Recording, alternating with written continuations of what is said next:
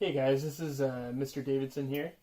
Um, so I have I've rigged up a pretty kind of ghetto situation here where I have my phone recording off my TV, which I have a document camera putting things through there, and it's because I don't have the right cables on the document camera to just record straight off the camera itself. So this will do for now until I can figure something else out, but at least I can record videos going through some of the lessons to help you guys so you're not just looking through those completed notes. Let me know if there's any questions from this video or any of the upcoming ones that you want me to go through in a little further depth. But I'm gonna start off just by going through a couple of the log laws that we would have talked about on the day before March break. I know a lot of people weren't there, so I just want to make sure that we're feeling okay with that stuff. I'm not sure if it's something all of you would have talked about last year. So the first most important log law that you'll need for this unit. Let's just get this a little clearer. Come on.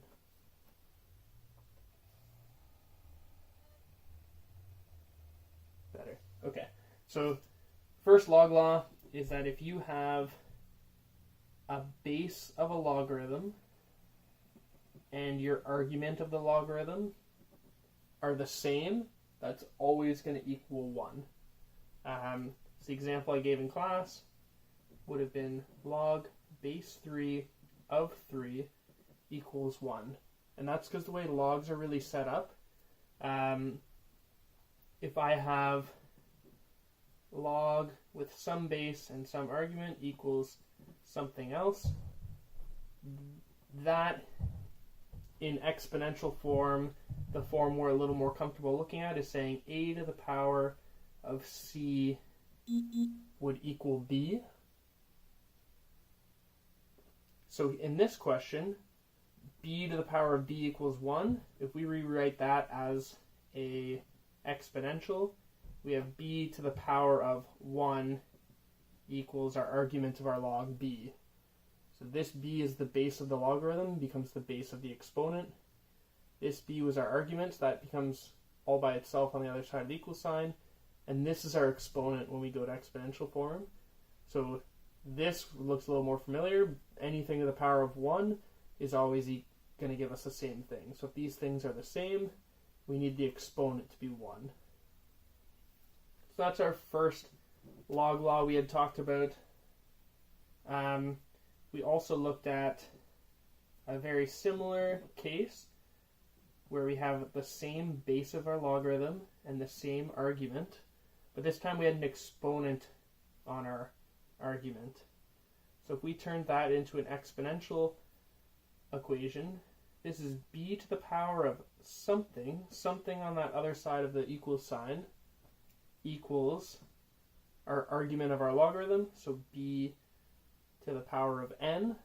Well, the only way that can be equal is we need the same thing in the exponents. So whatever that is, that has to be n.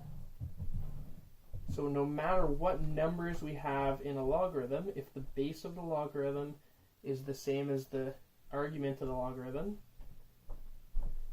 or the base of the argument of the logarithm, and we have an exponent on that base, then it's just going to equal that exponent.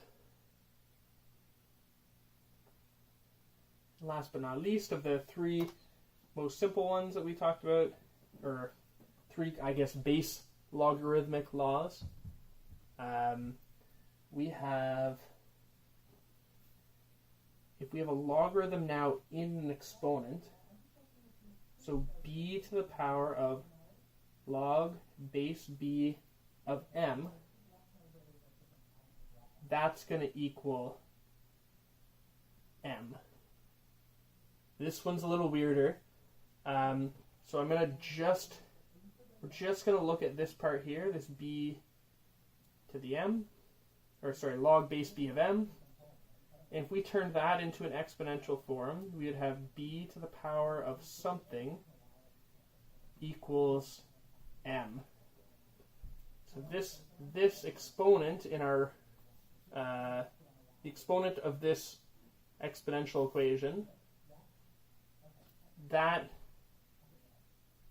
whole thing equals this log.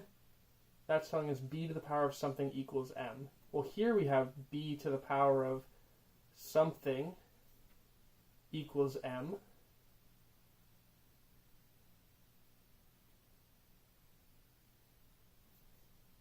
So here, b to the power of that something would have to equal m.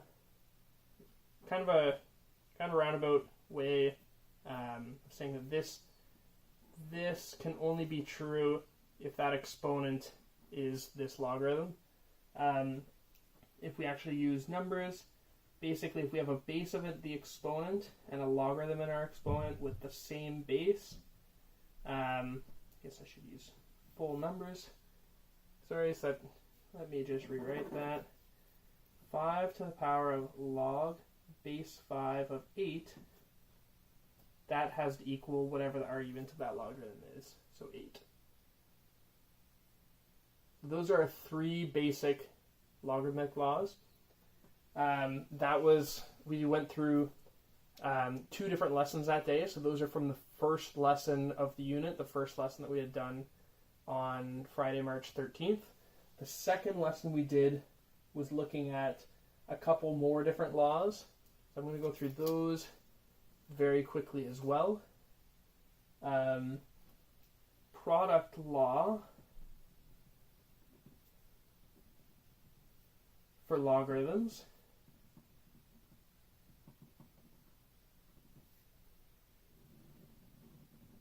I'm not going to go through the full explanation of these because I have already posted the lesson. This is something we did in class, but I'll at least write the laws to refresh. So product law for logarithms. If we have 2 different logarithms being added with the exact same base,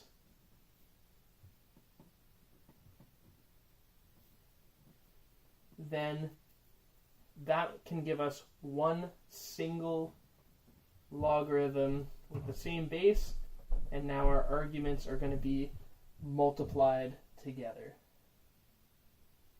So for instance, if I have log base 6 of 3 plus log base 6 of 4, that's going to be log base 6 of 3 times 4, or log base 6 of 12.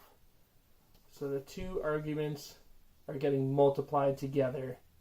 You guys don't need the brackets there, but they're getting multiplied together to give us the argument of that new logarithm. Similarly, we have a quotient law for logarithms. So quotient is dividing. Quotient law of logarithms.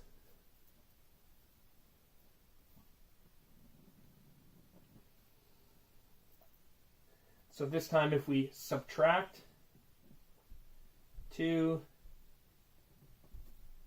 different logarithms that have the exact same base, that is the same as one single logarithm, same base, but we're dividing our arguments.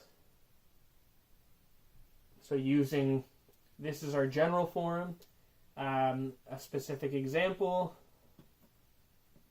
log base 6 of 12 minus log base 6 of 4 would give us log base 6 of 12 divided by 4. So we're dividing those arguments, and that equals log base 6 of 3. Again, I don't need the brackets there. I just wrote them out of habit.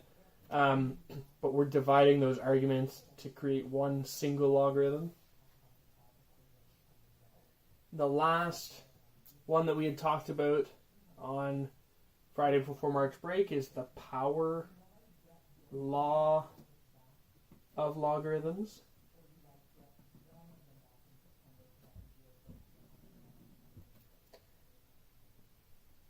So power law, if we have log base b, and now we have an exponent in our argument, so we have log base b of m to the power of n.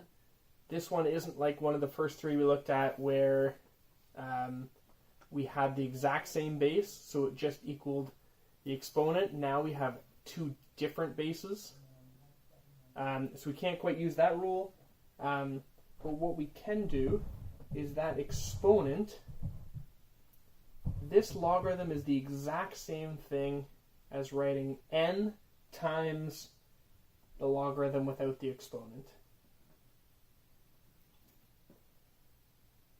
So it seems a little not intuitive. That's okay. Go through that second lesson and see the examples and see if that helps at all. Let me know if you have any questions on that of exactly why that happens. But the basic idea is that we can go from this logarithm to this one and vice versa. And if we plug in actual numbers, just for an example, so log base 3 of 5 to the power of 4 would be the same as 4 times log base 3 of 5. So we could rewrite this one as this logarithm. We could rewrite this logarithm as this one, depending on exactly what we need to do. But these are the three, I guess, named laws that we talked about on the Friday. These are the three very basic laws that we had talked about also on the Friday. And so I just wanted to give you that background. And so now I'm going to start on this is the first lesson that we did not do in class, it was the second lesson that's called Laws of Logarithms. Let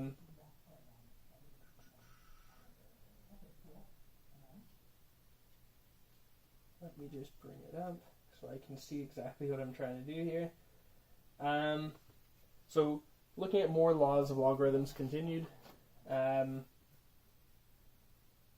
the first example on the page, we're asked to fully reduce each of the following logarithms. And so the first one we look at is log base 2 of 14.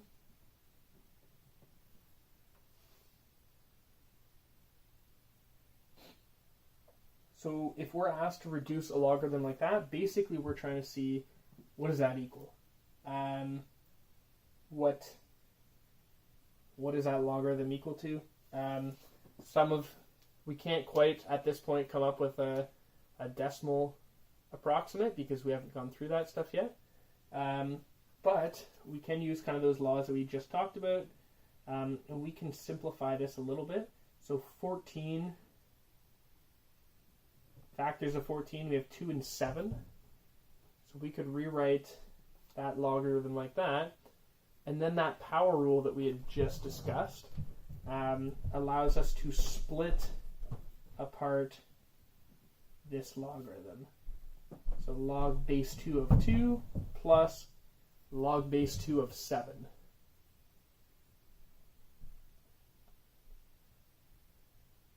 Log base 2 of 2, we do know what that is. 2 to the power of something is going to give us 2.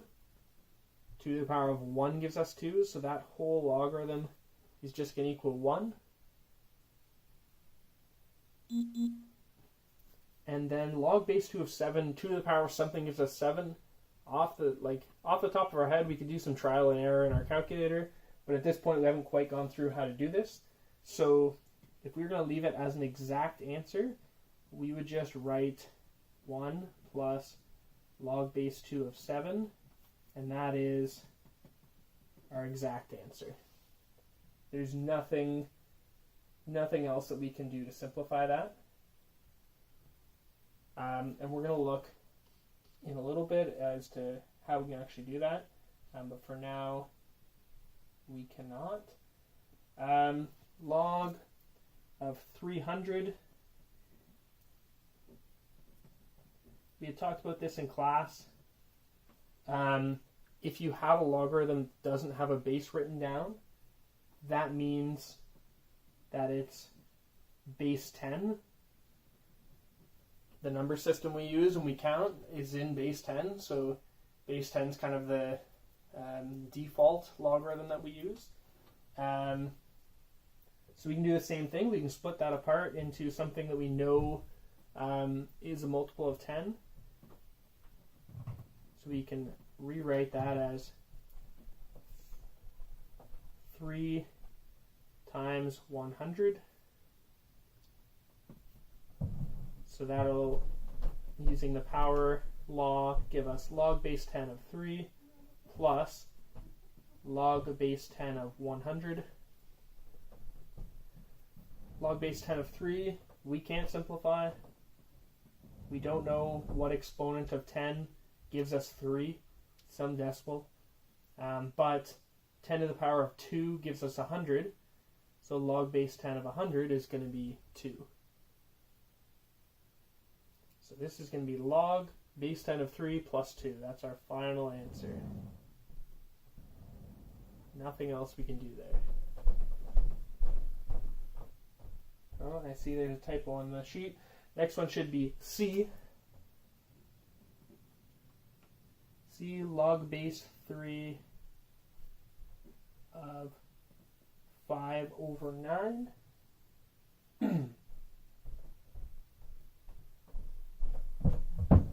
So log base 3 of 5 over 9. We have a division in here. So that's a big red alarm that we should use quotient law. So I can split this into a log base 3 of 5. Quotient law, we subtract log base 3 of 9. Log base 3 of 5, we can't simplify. 3 to the power of a decimal is going to give us 5, 1 point something. But log base 3 of 9, 3 to the power of 2 gives us 9. So that would be our simplification there, and that's our exact answer as simplified as we can get. Our fully reduced solution. And last but not least, we have D, log base 2, 7 over 24.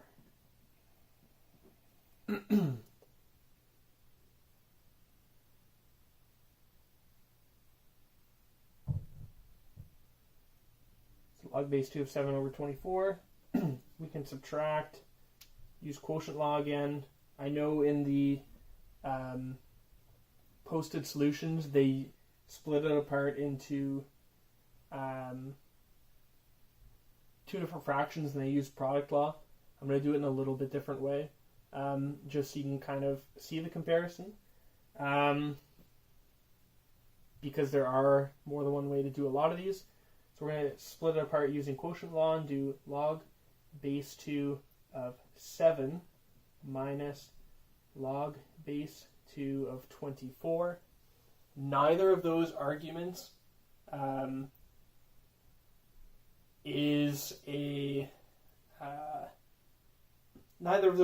is equal to 2 to the power of some whole number.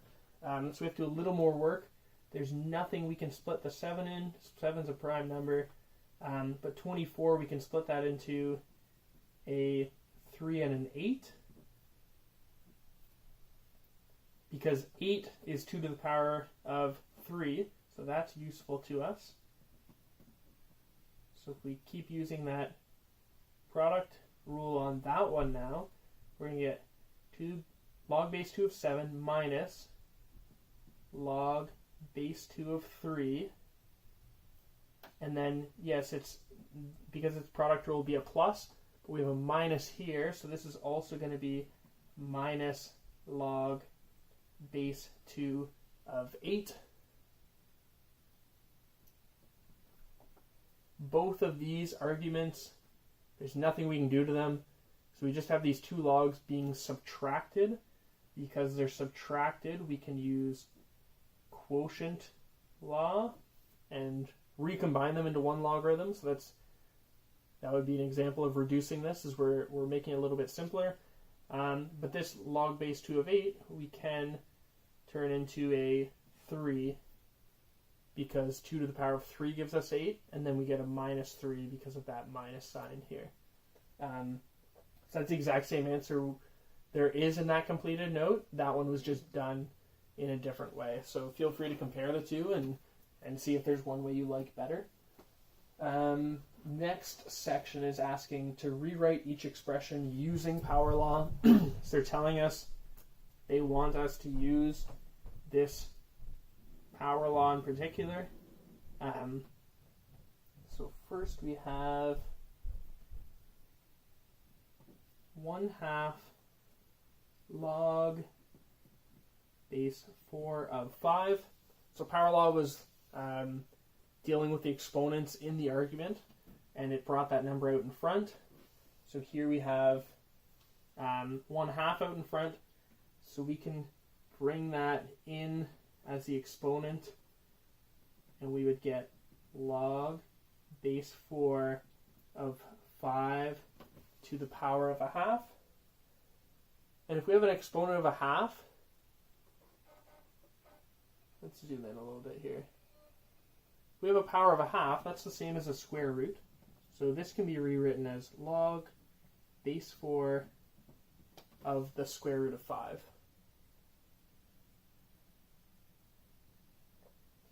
B, going the opposite way here, log base 2 of 7 to the negative 2.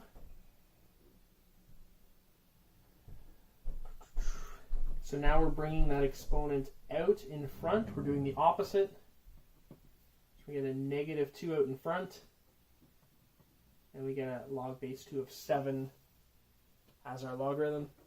So negative 2 times log base 2 of 7 would be our final answer there, just the one-step one. C, log base 6 of the square root of 22. Again, there's nothing in front, so it's telling us it wants to bring an exponent from inside the log out. There's no obvious exponent there, but we do have a square root, so we can rewrite this as log base 6 of 22 to the power of 1/2. And now that exponent can be brought out in front, and we get 1/2 log base 6 of 22. Last but not least, D, log base 9 of 1 over square root of 13.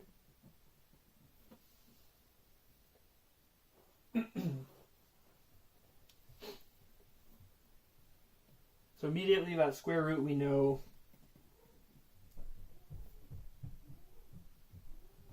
is an exponent of 1/2.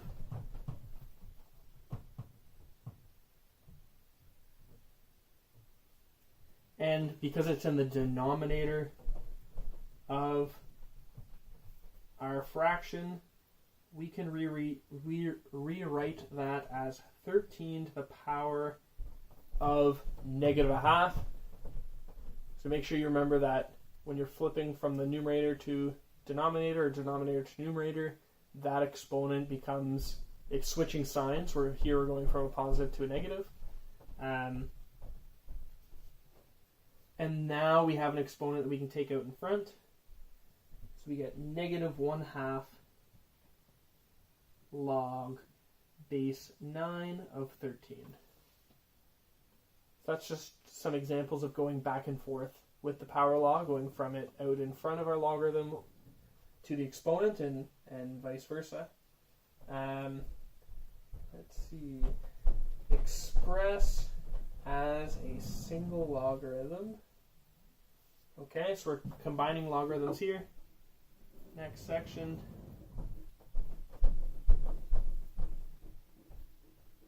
Log base 3 of 5 plus log base 3 of 8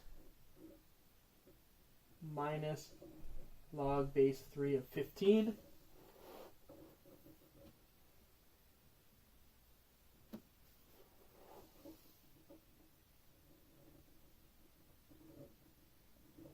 So right away we can see our first two logarithms, same base, we're just adding them. That's our product law. So I can rewrite those two together. Log base 3 of 5 times 8. So that's log base 3 of 40. And now I've forgotten this, minus log base 3 of 15 minus log base 3 of 15. Now I have two logarithms, same base, being subtracted from each other. So that's our quotient law. So that means this is the same as log base 3 of 40 divided by 15.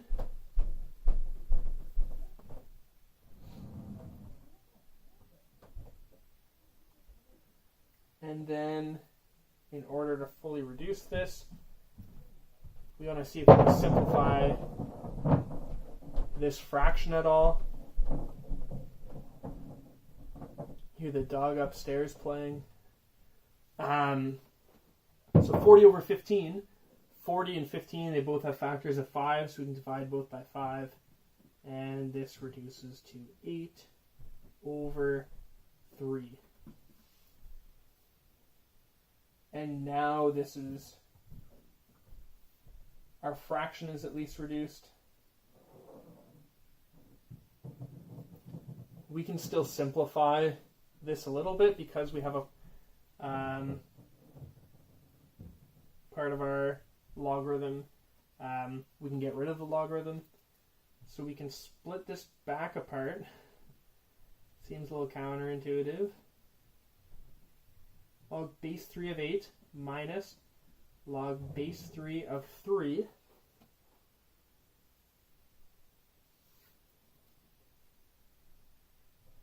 And log base 3 of 3, 3 to the power of 1 gives us 3. So that whole thing becomes a 1. So we get log base 3 of 8 minus 1. When it asks you to fully reduce, combining to one logarithm isn't quite fully reducing. This is considered to be a more reduced version because we're only now dealing with a log base 3 of 8. That's simpler than this fraction, and then we just have a minus 1 here. So fully reducing, we used this. Why did it go out of focus?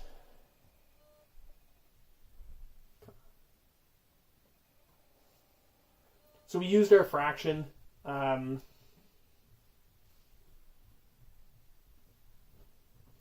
see.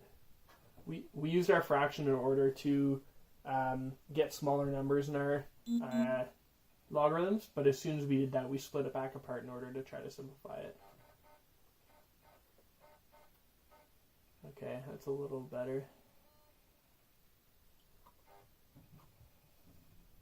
Okay, there we go. Look at another one. So b minus, what is it? Minus log base 4 of 8 plus log base 4 of 3.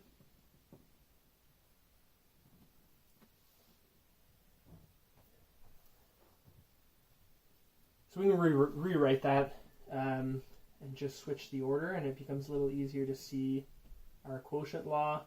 Of course, if you see it right away, you don't need to do that, but just kind of make sure we're all on the same page here. So we get log base 4 of 3 because that was positive. Log base 4 of 8 was negative. Now we can rewrite that using the quotient law. We get log base 4 of 3 over 8. Neither of those things really help us a whole lot. But the 8 does have a factor in it that will help. So we can split this apart as 1/4 So we're taking the 4 out from the 8, and then we're going to rewrite what we have left. So we get 3 over 2, and that 4 is going to be useful to us. And now we can use the product law to kind of split those apart. So log base 4 of a quarter plus log base 4 of 3 over 2. A quarter is really just 4 to the negative 1.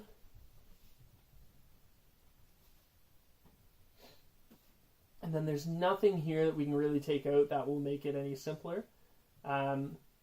We've already taken out the 4 from the 8, so there's nothing left over that will simplify. So we're just going to leave this as is, because that is as reduced as possible.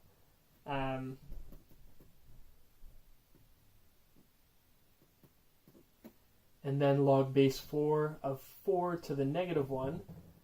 This is looking back to the very first set of logarithm laws. This is just going to equal that exponent. So we get negative 1 and then plus log base 4 of 3 over 2.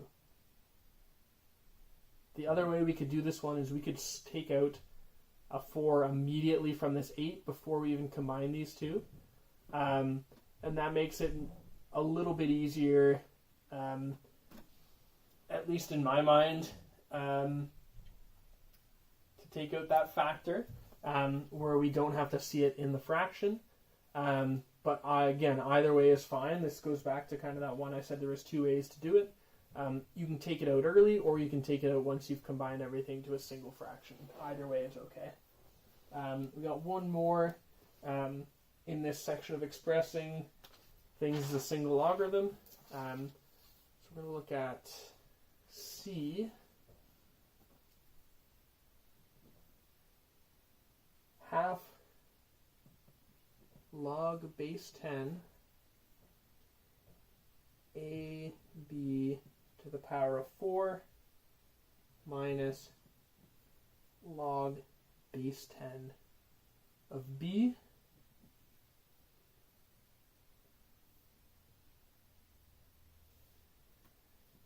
So right away, this half out in front, if we want to combine these into a single log,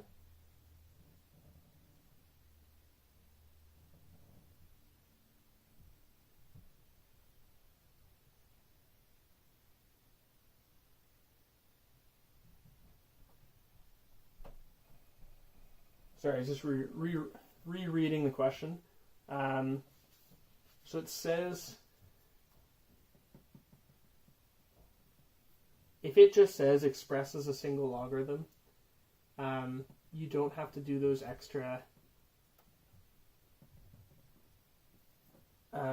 steps of splitting apart your log once you get it. That's really all the question's asking for. We're kind of more exploring this fully reduced part, and that's why we're getting two different terms added and subtracted together in the end. So for this one, in order to first express them as a single log, we need to get rid of this half out in front. So log base 10 of AB to the power of 4, all of that is going to be to the power of a half.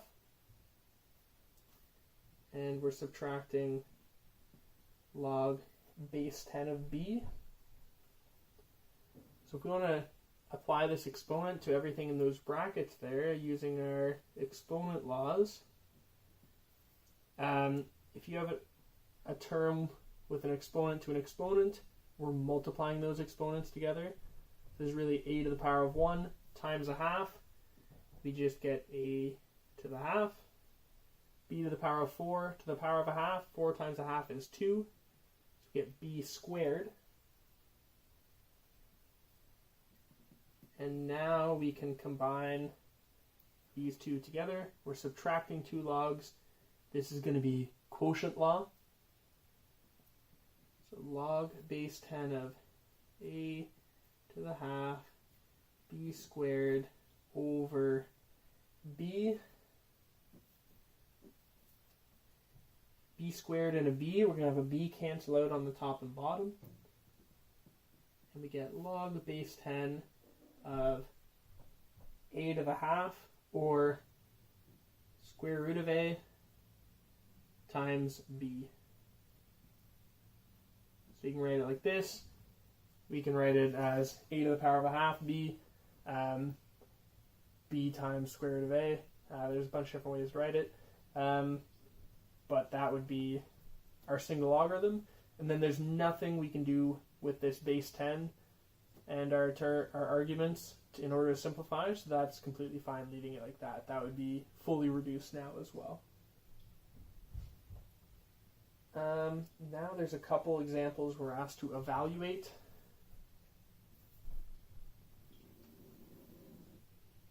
This is at the bottom of the first page.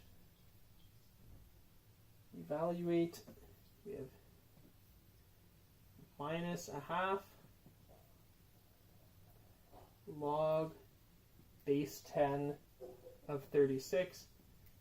And I'm just realizing I forgot to say this at the beginning. The reason I'm just writing on paper is I don't have a printer at home. I just rely on the school printers because I've never needed one. So I don't have these notes printed out on paper. I would always just print them off at school for you guys. So I just have them on my computer that I'm looking off. So I apologize that it's not necessarily ideal, but we're still going through everything that is on that note. So hopefully this is still relatively easy to follow. And I would recommend, even if you don't have a printer at home, write this stuff down, because the act of actually writing stuff down is really effective at getting things into your brain rather than just watching and listening. So in class, I say the same thing. Write it down. So even if it's like I'm doing on a separate sheet of paper, write it down, and then it's easier to follow and easier to see exactly what's happening and kind of ask yourself different questions of why are these different things happening. I promise you it is effective at getting it into your head. Finish writing this question out. So it just says evaluate. Evaluate is give us a single answer. So you might look at this and think, how is this ever going to give us a single answer? So we're going to do a little bit of playing around and see what we can get from this, really. So this first logarithm here, we have a term out in front being multiplied. So we can use that power law and move it as the exponent of 36. So 36 to the negative a half. And our second two logarithms, we can use the power law to combine them together into a single logarithm. Sorry, I think I said power law. The product law. So we get 20 times 30, product of arguments. 36 to the negative 1/2 is 1 over the square root of 36. So negative flips it to the denominator. The half is the square root. And then 20 times 30 is 600.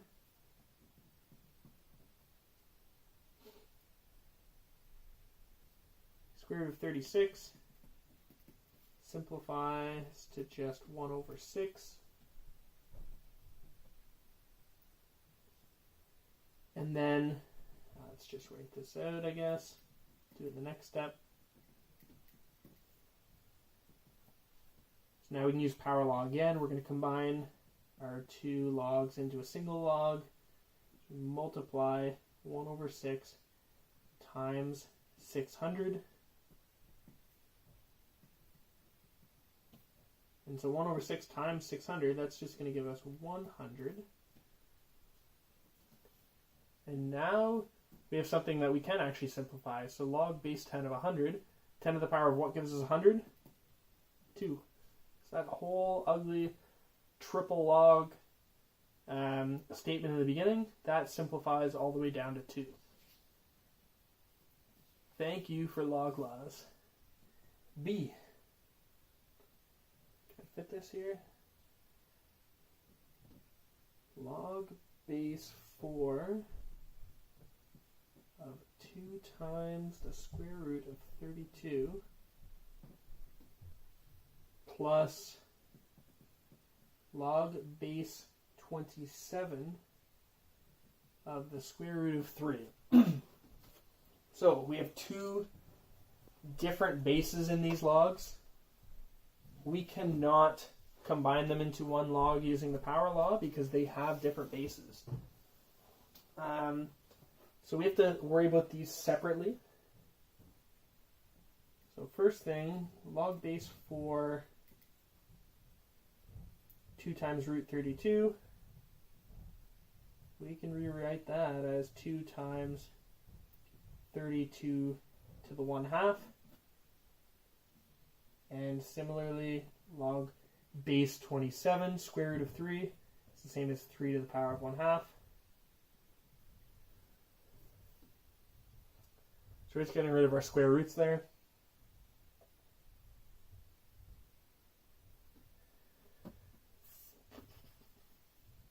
Four to the power of no whole number gives us 32. 32 is really only a multiple of 5. Sorry, not a multiple of 5. 32 is 2 to the power of 5.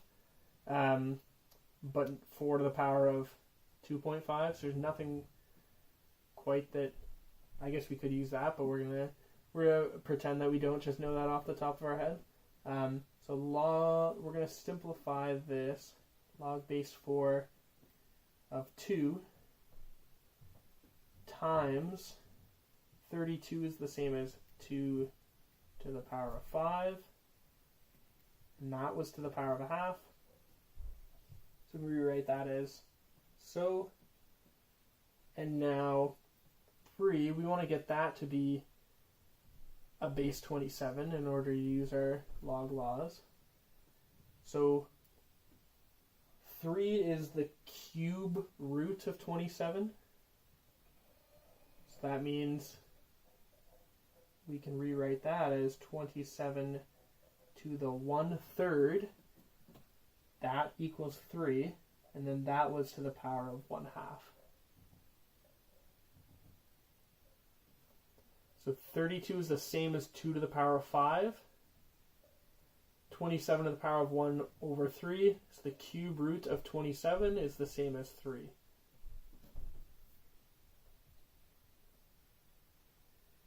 So we can use some exponent.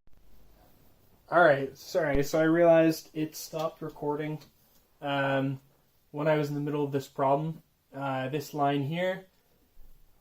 So I'll just continue from here. Let's cover this up, I guess.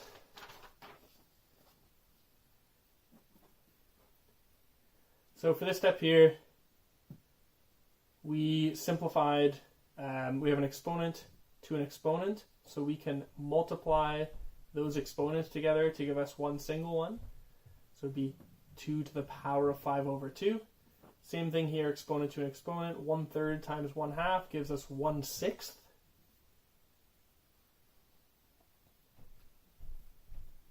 Here we have 2 to the power, or we had just 2.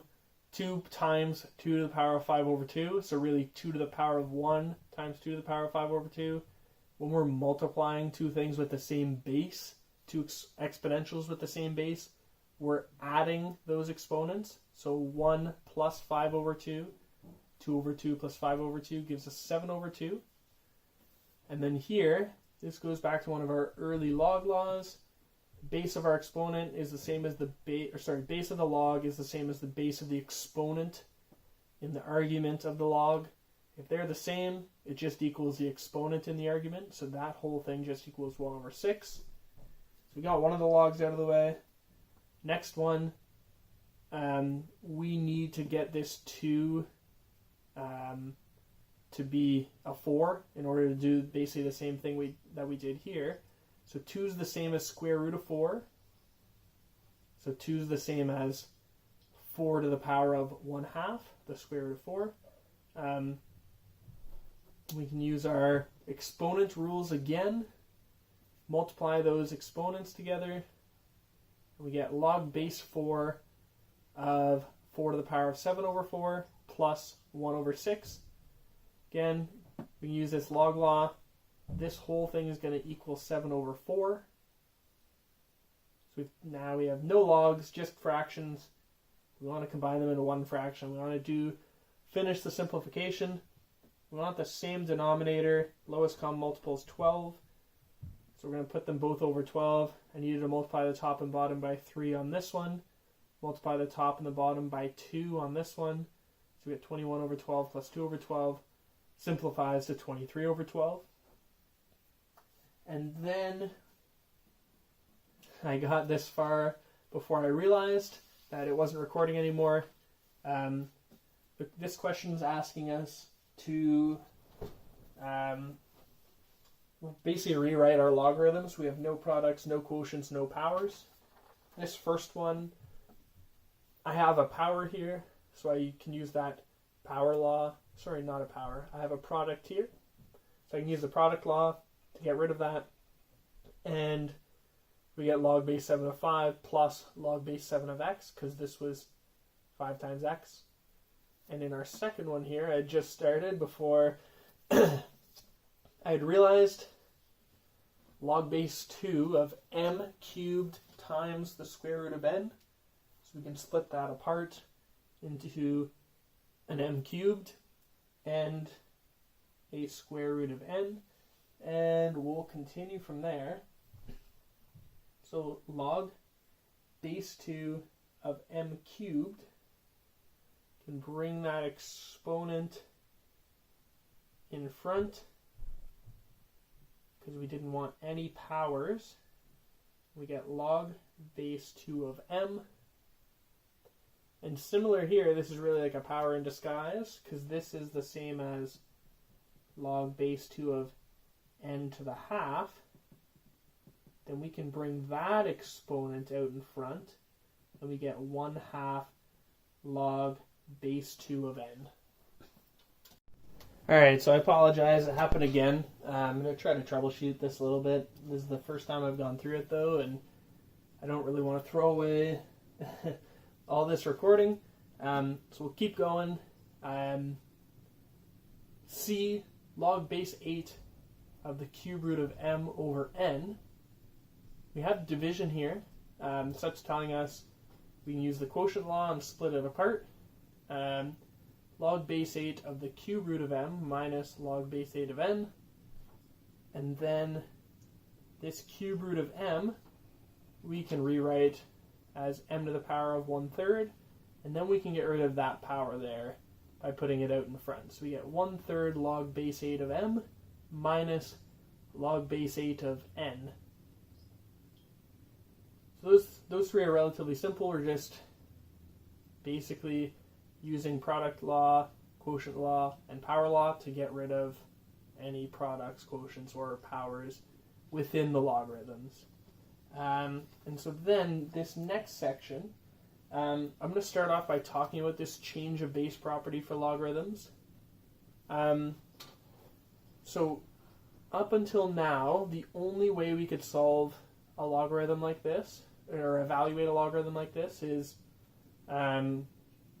if our argument happened to be equal to some exponent of the base of our logarithm, but we can change the base of the logarithms into some base b and rewrite it into a fraction.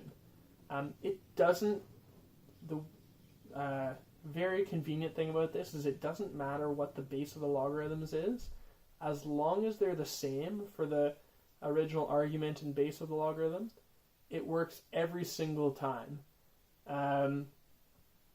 So we'll look at kind of what that looks like in practice. So the first example here was log base 2 of 14. We're asked to find what the value is of that to 3 decimal places. We're just going to set that equal to x so we can see kind of what we're looking for. So I've turned this into an exponential equation. So 2 to the power of that x that we're looking for, that equals 14. So until now, the only way we could try to come up with that is basically trial and error using our calculator. But that can be pretty time consuming. So we're going to rewrite this as log base 10 of our argument over log base 10 of the base of our original logarithm. And that is going to be what our x equals. So there's kind of a step-by-step process in the completed handout of how to get to this change of base property. We're just going to see exactly how this works, because that's the important part at this point. And now the good thing about our calculator is our calculator automatically is in base 10. So all we need to hit in our calculator is log of 14 divided by log of 2. And if we put that into our calculator, that's going to give us, if we round to 3 decimal places, 3.087. So now we finally have a way of actually evaluating these logarithms. So we'll look at a couple more examples here. B log base 5 of 120. We want to see, we're going to do base 10 because that's what our calculator is capable of. So log base 10 of 120 is divided by log base 10 of 5.